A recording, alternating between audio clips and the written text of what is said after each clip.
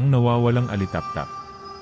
Sa isang liblib na baryo, kung saan bumubulong ang hangin sa mga sanga ng matatandang puno, may isang batang nagngangalang Lia. Mahilig siyang maglaro sa ilalim ng buwan, pinagmamasdan ang mga alitaptap na parang bituing bumaba mula sa langit. Sabi ng kanyang lola Itang, ang mga alitaptap ay mga kaluluwa ng mga pumanaw na nagbabantay sa kanilang mga mahal sa buhay. Palaging iniisip ni Lia na baka isa sa mga iyon ang kanyang yumaong ina.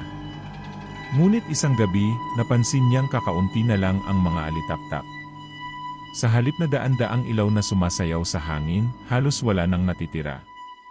Kinabukasan, nagtanong siya sa mga matatanda sa baryo.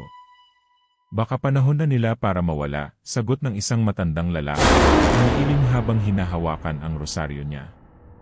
Pero hindi naniwala si Lia. Habang dumaraan ang mga araw, lalong naglaho ang mga alitaptap. Isang gabi, nagpasya siyang lumabas ng palihim upang hanapin sila.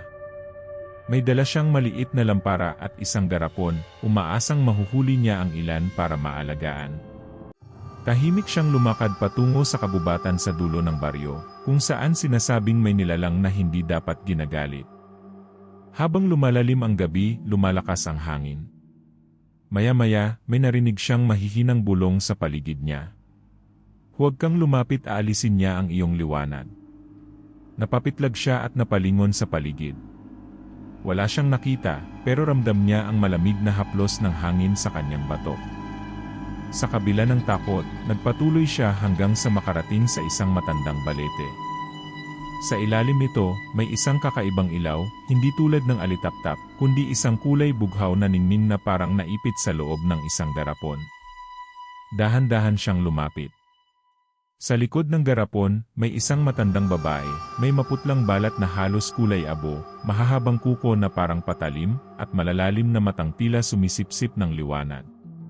Nakikita mo sila, bulong nito, ang tinig niya'y parang pinaghalong hangin at bulong ng mga patay.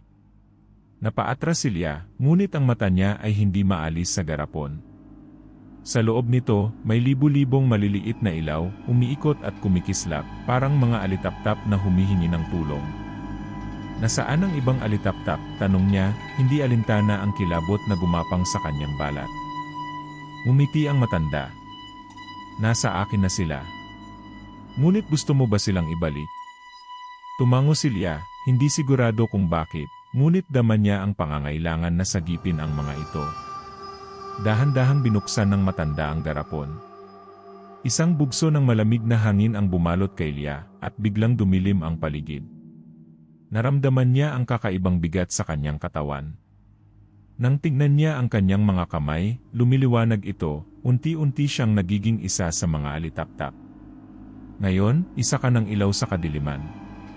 Sinubukan niyang sumigaw, ngunit wala nang tunog ang kanyang boses.